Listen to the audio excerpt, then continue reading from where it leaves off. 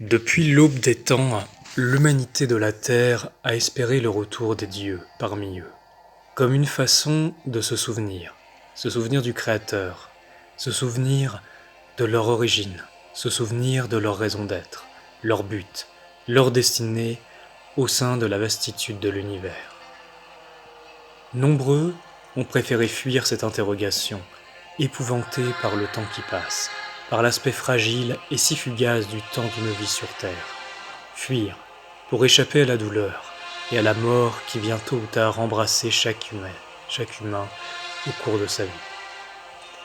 Et il y a ceux qui, plutôt que d'attendre le retour des dieux ou d'un sauveur, ont choisi de prendre leur vie ainsi que leur destinée en main.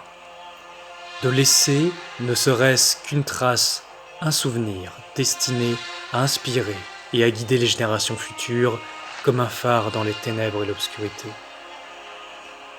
Illuminé pour se souvenir, illuminé pour rappeler à chacun que la vie, aussi difficile puisse-t-elle être sur Terre, est une occasion unique pour grandir et ajouter une pierre aux mythes et légendes de notre planète, marquer les âmes durant un court passage en ce monde. Il y a eu ces grands hommes et ces maîtres des temps anciens, détenteurs d'un amour et d'une sagesse incomparables, qui ont laissé leur empreinte indélébile dans le cœur des hommes, avec une promesse, une seule promesse, de revenir quand le moment sera venu. Vous l'aurez compris, nous parlerons aujourd'hui du Fils de l'homme, du Seigneur de l'illumination, du Christ de la terre, Yeshua ben Joseph. Divulguant le message, il y a 2000 ans, que l'homme est le Fils de Dieu et que de ce fait, nous faisons partie d'une grande famille au-delà du temps et de l'espace, il enseigna qu'une grande destinée nous est promise dans l'éternité, celle de la vie éternelle dans les mondes de l'esprit, à qui suivrait son enseignement et marcherait dans ses pas. Que les mots « Soyez parfaits comme votre Père Céleste est parfait » résonnent dans tous les cœurs. Cet homme-dieu, Christ dans l'homme, incarné, a promis il y a longtemps son retour. Mais de quel retour parlait-il ? En vérité, son message s'adressait à cette période, des millénaires plus tard, où les graines de son enseignement auraient pris racine dans le cœur des hommes, et que dans les moments sombres, il serait à nos côtés.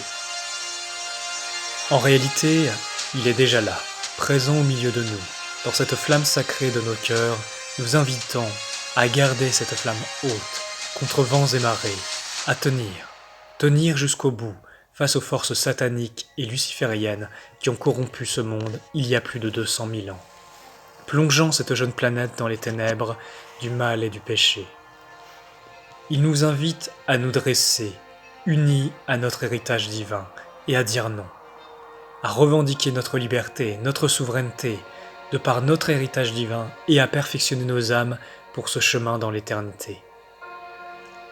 Aujourd'hui, en cette période précise, nos actions et choix déterminent la ligne de temps que ce monde empruntera, et chaque lumière allumée renforcera le réseau des fils et filles de Dieu sur terre, pour que le brasier ardent de nos cœurs illumine ce monde et fasse basculer positivement cette ligne de temps et bannisse les ténèbres pour toujours. Le Christ est de retour, et c'est à travers toi qu'il revient. Son enseignement a traversé le temps et est à nouveau ravivé pour notre époque. Rappelons à lui, à tous ses enfants, pour la dernière croisade de ce monde. Une croisade contre les vices et obscurités présentes en chacun de nous, aidés par la connaissance de cette puissante lumière de notre nature véritable. Réveillez-vous, le temps est venu.